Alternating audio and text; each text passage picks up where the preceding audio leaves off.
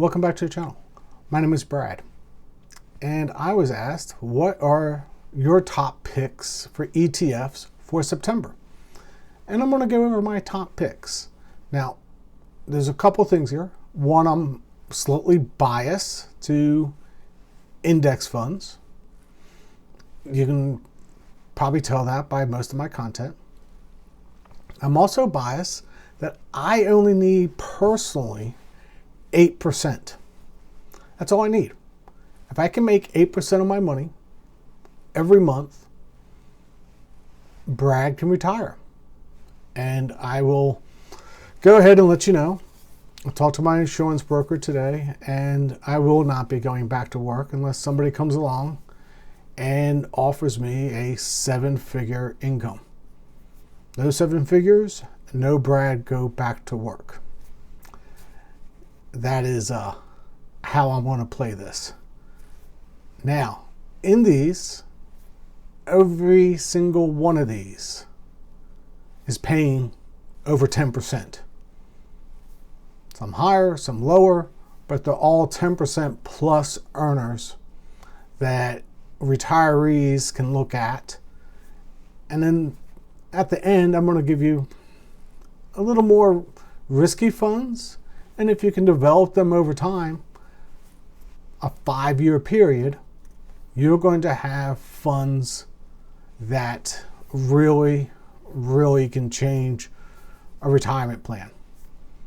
But do your own research. This is only my research, and I'm only sharing with you my thoughts in September of the funds that I would pick. First fund family I'm going to pick is going to be NEOs. I can't say enough about NEOs. They stagger their calls. They don't write call options on all of the funds. Really hard to beat that. They're going to be 12% to 14% approximately, well exceeding the 10% watermark and my 8% watermark. Makes it easy to sleep at night having these funds as a core holding. For the month of September, my next choice is going to be TLTW. I did a video below. Again, an over 10% fund, and this is on treasuries. You would think that I would pick something a lot more volatile, that has a lot more yield.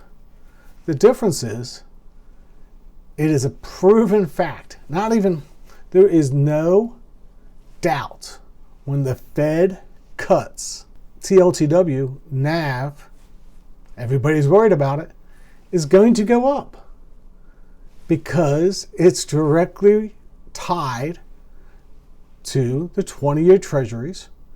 And when the Fed cuts, volatility will go up, the fund NAV is going to go up, and you're going to get 15% distributions to 19% distributions on treasuries.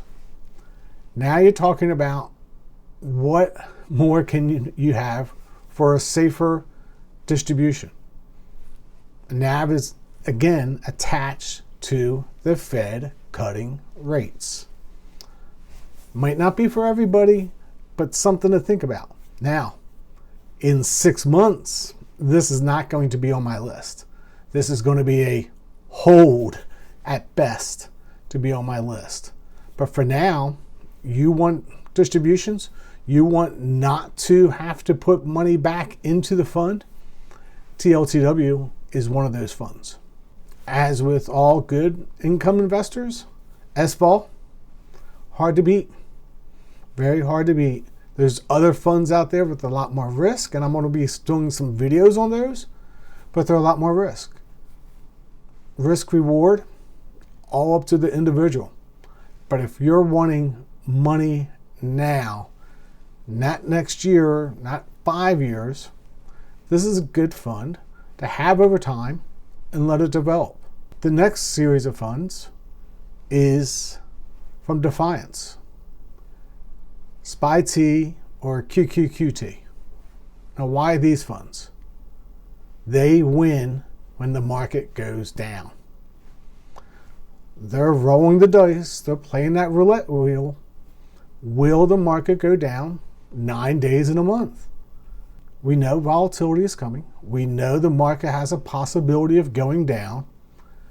Let's hedge a little bit about market going down. Still make that 19 to 20% yield, well excess of that 8% watermark. Something that you might want to consider holding. For individual stocks, if you need the money now, Curve. Without a doubt. Curve funds, you need the money now. Brad, why? Prove me, Brad, that Curve is better than Yield Max. Easy enough. I went back to Portfolio Visualizer. And this is where I get a lot of my data. It does a lot of testing. But this time, I did not reinvest the distributions. And only one of the stocks was underwater that would have a negative NAV. All the other funds had appreciated. All the other funds are paying 12 to 19%. Of course, the one that was underwater happens to be Tesla, or their version. And of course, that's directly related to the stock price. But these funds do not require you to put money back into them. They would have had no NAV erosion. You get the yields. So for people that need the money now, don't chase Yield Max. Don't chase those high yielders. Here are funds that can pay you 12 to 19%, have a positive NAV where you haven't lost money, and are paying you those distributions. They would be my pick for the retirees that need the money now. If you like this content, please hit the like button and subscribe. I would greatly appreciate it. Leave a comment if you have anything that you want me to cover. There's lots to cover, and I'll get to it eventually. I only have so many hours in a day, and I greatly appreciate everybody that has subscribed. Thank you. Let's take a look at Curve a little bit deeper. So this first graph is showing no reinvestments and only Tesla's down. When I look at the next graph, it shows the exact same thing for Amazon, Microsoft, and Apple. They're all above. So when you look at this, you're saying no NAV erosion, but my yields are lower. When we look at Amazon, Microsoft, and Apple, you can see what the distributions would have been year to date and last year for a $50,000 investment. If I look at Tesla, Google, and Netflix, you can see the yields and what they're going to give you. Not as much as Yield Max, but then again, you're not dealing with negative NAVs, and your reinvestments is only to cover inflation in the future. Now, why did some funds not make it to the group? That's because I don't believe in their current price. That is it. If they're not in this list, it's because I think they might be a little bit overvalued at this time. My next pick is FEPI, or AIPI. One of the two, or a little bit of both, back and forth. I back tested this and say, how much do I have to put back into these funds? It's a very small amount. If you're putting back 10 to 20%, you're covering to make sure your NAV is not going down, at least in FEPI. AIPI, there's not enough data, but they hold a lot of the same stocks, just with a higher yield. I also did a video of why FEPI's down. Thank you, Intel, for destroying it, but it's because of Intel. Intel, in the next year or so, is going to make a comeback. The stock is going to go back up, not to all-time highs, but to the point that it's going to positively affect their NAV, and you're going to see NAV appreciation over time.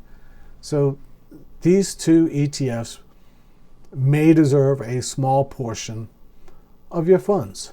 And what list would not be complete for if you need the money now is in XDTE or in QDTE. Now, again, diversification is king. Don't put all your money in there and think, hey, these things are going to be great. Over the long run, these funds will do well. These funds do pay weekly and deserve some place in your portfolio, but maybe not a large percentage, just to give you a little more yield boost if you need it. Now, let's talk about those people that have 5 years. If you're 5 years from retirement, 10 years from retirement, you want to chase some yield. You want to chase some of these high yielders. Let's look at MicroStrategies. Right now, MicroStrategy would be something I would consider. We're still fairly early after the halving of Bitcoin. MicroStrategy continues to take loans, continues to hold Bitcoin on their balance sheet, continues to have high volatility. That is an excellent play if you're willing to take the risk. And also, I said 5 years. So even if the market would turn down and say, hey, there is going to be no new Bitcoin high this year.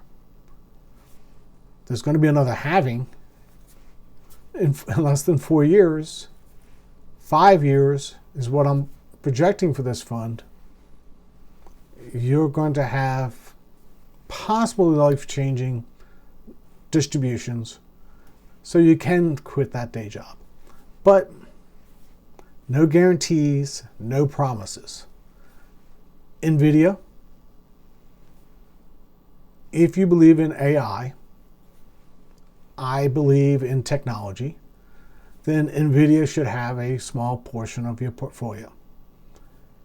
In the long run, if you can hold this until you're actually what I call playing with house money, and then start taking small portions of those distributions, you can be there very quickly. Now, at the same time, they're down a little bit, but right now, they're probably one of the more important companies in the world because of AI and the possibilities of AI. And AI is still a young, maturing industry, but NVIDIA is leading the way. With that, you have Google. Google is right there. YouTube is part of Google. Who doesn't Google search their answers for tests? And the last one is Amazon. Amazon is predicted to have more than 40% in e-commerce. One company. Everybody's going to Amazon Prime. This is probably something you need to hold. I bought a share this morning to run this long term, but that's my play for now on those funds. The very last one, and I would not be a true Bitcoiner without pointing this out, I'm going to take YBTC over YBIT for now. Just on distributions, returns, NAV, I need to look a little bit farther into these and really pick out which one I would long-term hold. And again, if you have a 5-year time period, and I'm going to speak from experience, I held BITO through the bear market, most people would have FOMO'd out. They could not have held through that downturn. The beauty of it is all the distributions I've reinvested. Hate to say this, I made a killing. No promises, but I made a killing personally on BITO, holding it through the bear market, reinvesting all those distributions every single time, crying as my account went down 60%, crying, tears.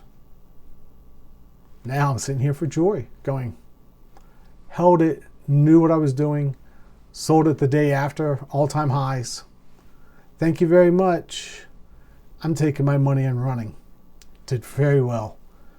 Very well. Now, that was more of a gamble on my part. But these funds have these possibilities if you hold them long enough. That is September's picks. Comments below, other funds that I need to look at, feel free to drop them down there. My list is getting long, but I have some other video ideas coming out soon. But this is September's picks. Until next time, God bless.